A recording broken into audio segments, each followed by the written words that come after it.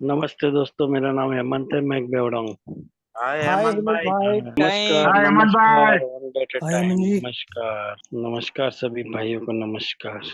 ईश्वर की कृपा से आज सुबह से कौन सा भी दारू का जहरीला विषय कुछ लिया नहीं। अभी दारू पीने की इच्छा नहीं। जिंदा उस परमेश्वर का आभारी हूँ। सबसे पहले हेल्पिंग एंड अदर्स ग्रुप का खूब आभारी हूँ कि मुझे आज अपना अनुभव साझा करने का मौका दिया। इसके लिए खूब खूब अभिनंदन ग्रुप का और आप सभी भाइयों का भी जो उपस्थित है। दोस्तों, अल्कोहलिक्स एनोनिमस में आने से पहले जब मेरा 27 साल का पीरियड था, बहुत गंभीर था। 4 बार हॉस्पिटलाइज हुए, 2 बार रिहैब सेंटर, 3 बार ब्रेकआउट अवस्था, ये सब कुछ देख के आया हूँ। आज का जो टॉपिक दिया है, गुस्सा और नाराजगी, वो मेरे अंदर पीने के दौरान भी था। जब से बचपन से देखने को जाऊं, जब इस मीटिंग रूम में आके बैठा ना, तभी मेरे को बोला था कि पहली मीटिंग आखिरी मीटिंग मत कर, अपनी अक्ल होशियारी इस मीटिंग रूम के बाहर छोड़ के आना। चुपचाप बैठ और सुनने पे काम कर। आज भी मैं भी एक न्यू कमर ही हूँ, आज भी सीखने का प्रयत्न करता हूँ। मेरे को बोला था कि जो अच्छा लगे वो ले, जो नहीं अच्छा लगे इस मीटिंग रूम में छोड़ दे। और एक गुरु मंत्र दिया था, one day at A time, जो आज भी मेरे जीवन में काम कर रहे हैं। आज के दिन शराब नहीं पीना है।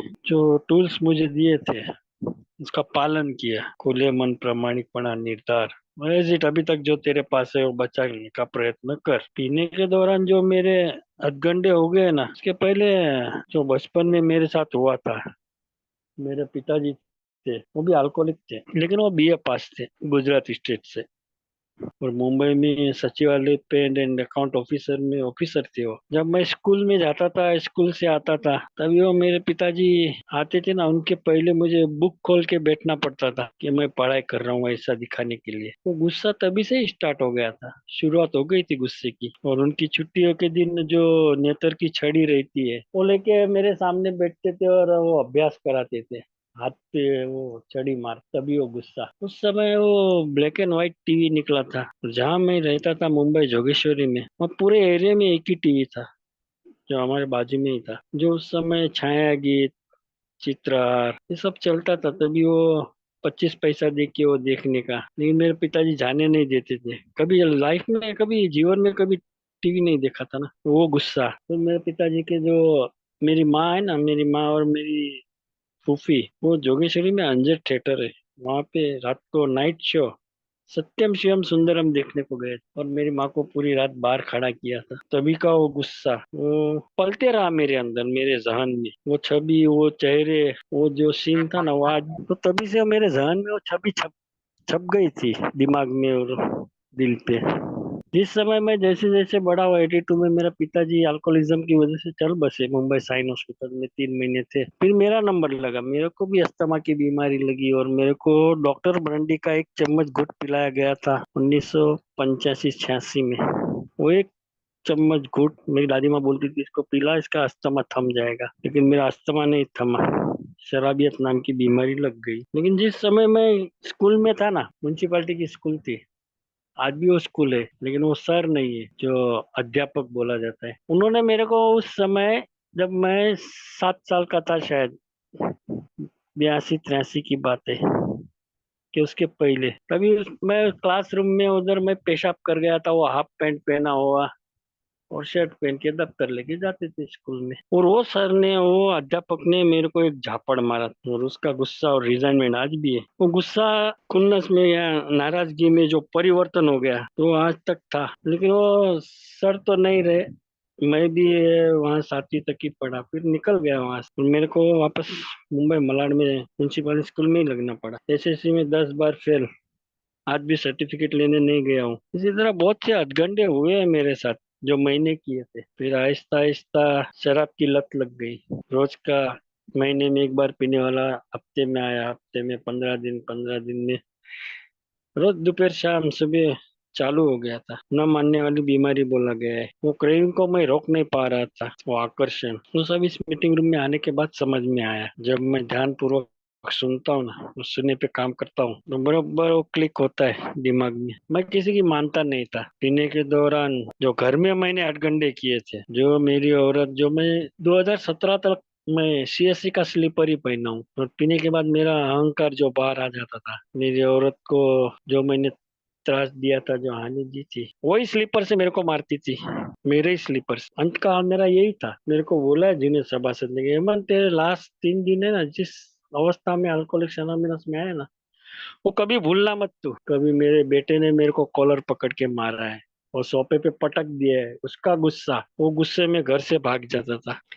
पगार मेरी आती थी, उस पगार में 100 रुपया कम रहता था तो पूरा पैसा मेरा औरत मेरा मुंह पे मारती, उठा तेरा पगार, इसमें 100 रुपया पूरा करके लेके आ, बाद में तेरे को घर में। वो गुस्सा। और होता था ऐसा, मैं जोगेश्वरी भाग जाता था मेरी माँ के पास, पलायनवादी, और मेरी माँ को परेशान करता था। आधे से ज्यादा पगार तो मैं शराब में ही उड़ा देता था, फिर वापस नहीं आता था मैं। वो माँ भी मेरे से त्रस्त हो गई थी, जो मैं पी के उस बेड में नीचे ही मेरे को जमीन पे ही सोना पड़ता था उधर, और उधर ही मैं जमीन पे ही पेशाब करता था। और मेरी माँ पहुंचती थी, जब सवेरे उठ के पैसा मांगता था ना, तो 50 पैसा, 25 पैसा, 10 पैसा, और गिन गिन के मेरे को 20 रुपया जोड़ कर देती थी। उसका गुस्सा। फिर गर्मी के सीजन में मैं ना अपना मुंडन करवा देता था, सर के बाल निकाल देता था कि मेरी माँ मर गई। झूठ, एक नंबर का झूठा। साहूकार को बोलता था कि पैसे दे, मेरे को ये करना है, वो करना है, मेरा लड़का हॉस्पिटल में एडमिट है, मेरे को पैसा दे। जो काम के क्षेत्र में जिधर काम करता था, वही साहूकार ने मेरे को मेरा कॉलर पकड़ के मारा है। उसका गुस्सा, खुन्नस, ये सब एक एक जब मैं लिखने की शुरुआत की थी ना, चौथे कदम में, सडनली मेरा कम से कम 5 से 6 पेज भर गया था। फिर वही पैसा लेके मैं भागता था दारू के अड्डे पे, बेचैन पे। वो हाथ थर थर कांपते थे। आज भी हमारे इधर जो इस बार में मैं जाता हूँ ना, नाला सोपारा में जाता था ना, अंत का मैं जो क्वार्टर पिया था, एमएल बार है नाला सोपारा स्टेशन के सामने, वो बेचैन में बैठने वाला वही इंसान आज भी है, रघुन। उसने मेरा कॉलर पकड़ के एक झापड़ मार के बाद में मेरे को 90 दिया था, पैसा देके भी मार खाया था। उसका गुस्सा। आज भी वो रास्ते में मिलता है तो उसको देख के ऐसा गुस्से जैसा या खुन्नस जैसे देखता हूँ क्या? नहीं। बचपन में जब 1989 की बात है, 89 88, बहुत, मैं इधर वो घटना बोल नहीं सकता हूँ, लेकिन हाँ, वो मेरी छोटी बहन है, उसके ऊपर मेरे को खुन्नस थी। जब जब मेरे सामने आती थी, तब तब मेरे को उसको चेहरा देखने को पसंद नहीं था, खुद मर जाऊं या उसको मार डालूं, ये अवस्था थी। दोस्तों, मिनिमम 30 साल तक मैंने बातचीत नहीं की थी। वो राखी बांधने को आती थी, राखी बांधती थी, चली जाती थी, लेकिन बातचीत नहीं। कभी राखी बंधवाता था, कभी नहीं बंधवाता था। वो गुस्सा और वो नाराजगी, या बोलते ना खुन्नस, उसमें परिवर्तन हो गया। मेरी माँ बोलती थी माफ कर दे, छोटी है, लेकिन मैं इतना अहंकारी, वो गुस्से को मेरे जहन में पालते रहा। इसी तरह छोटे, अभी तो कार्यक्रम में आने के बाद माफ करना पड़ा, वो सिखाया आप सभी भाइयों ने। फिर धीरे धीरे जब मैं समझने को आया, इस मीटिंग रूम में आके बैठा, तब जाके वो सुनने पे काम किया, और सभी सभासद के मुंह से जो अनुभव सुनता था, मैं अनुभव के माध्यम से कार्यक्रम दिया हूँ। और वो सब सुनने के बाद जब मैंने अपना 2017 में लास्ट मेरा रिएप हुआ, और मुझे वो 135 दिन निकलना पड़ा उधर। उधर उस काउंसलर के ऊपर मेरे को गुस्सा, खुन्नस, कि वो ताला खोलता नहीं है, लॉक एंड की रखा है। मेरी औरत के ऊपर मैं रिजाइनमेंट लेके बैठा था उधर, कि जब मेरे को डिस्चार्ज मिलेगा ना, मैं इसको दिखाऊंगा कि मैं कैसा हूँ।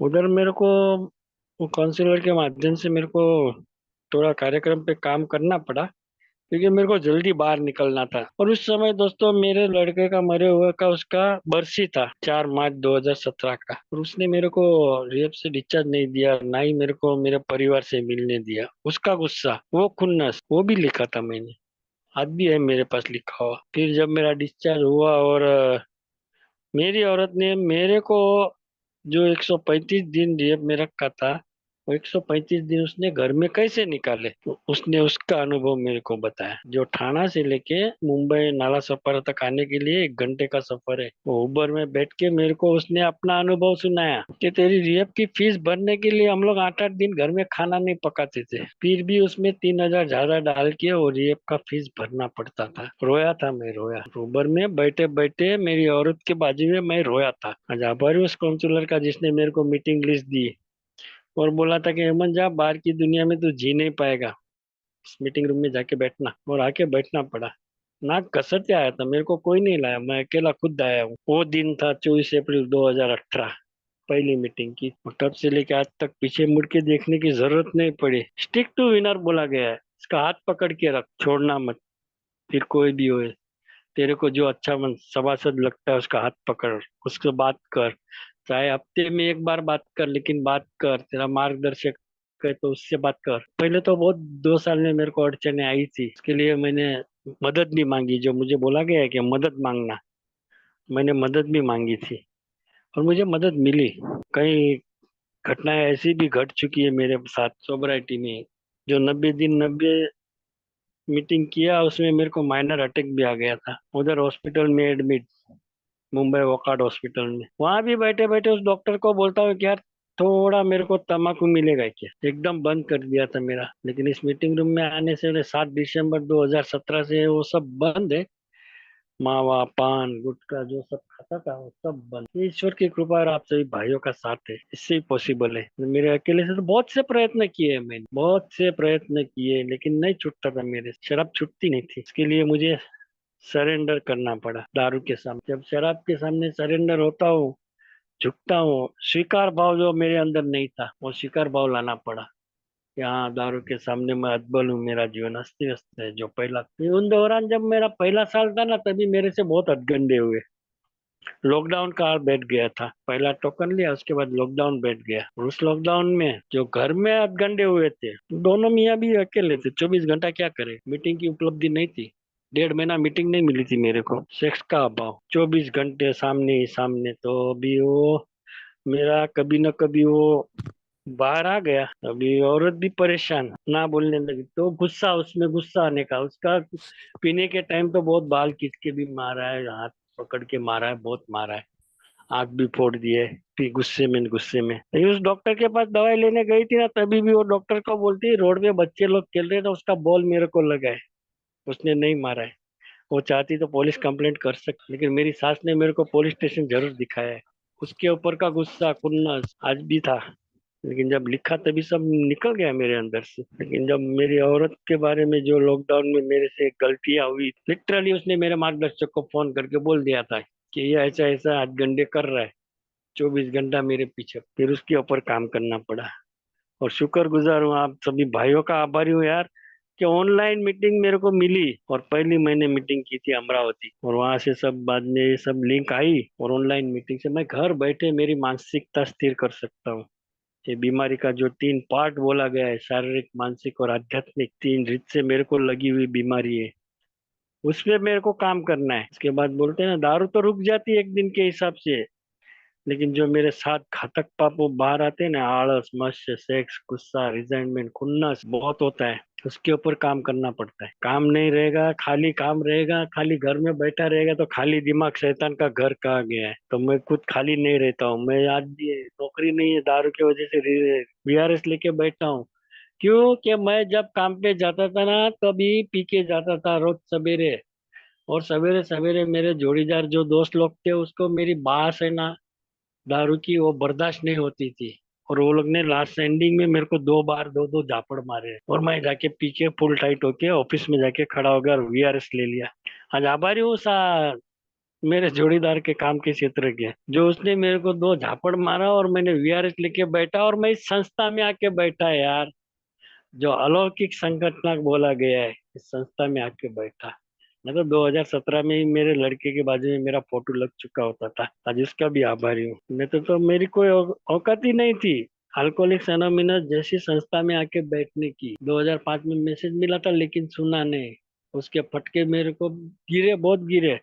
मेरी नैतिकता का अधपतन हुआ, मैं सब कुछ गवा के आ गया।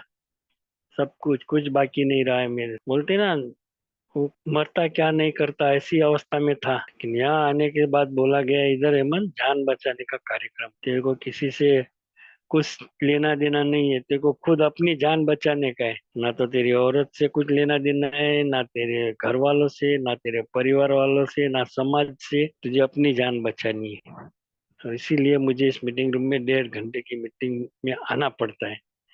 क्योंकि मैं ऐसा पागल हूं ना, कि कहीं भी कभी भी कुछ भी कौन सा भी हथगंडे कर सकता हूँ। लॉकडाउन में लिटरली मैं, मेरे एक जीजा है छोटा वाला, वो बोलता है, मन हमारे यहाँ शराब नहीं मिलती, तेरे उधर मिलती है आधार कार्ड पे, तो तू जा लाइन में खड़ा रहे और मेरे लिए 2 खंबा लेके रख, मैं आता हूँ।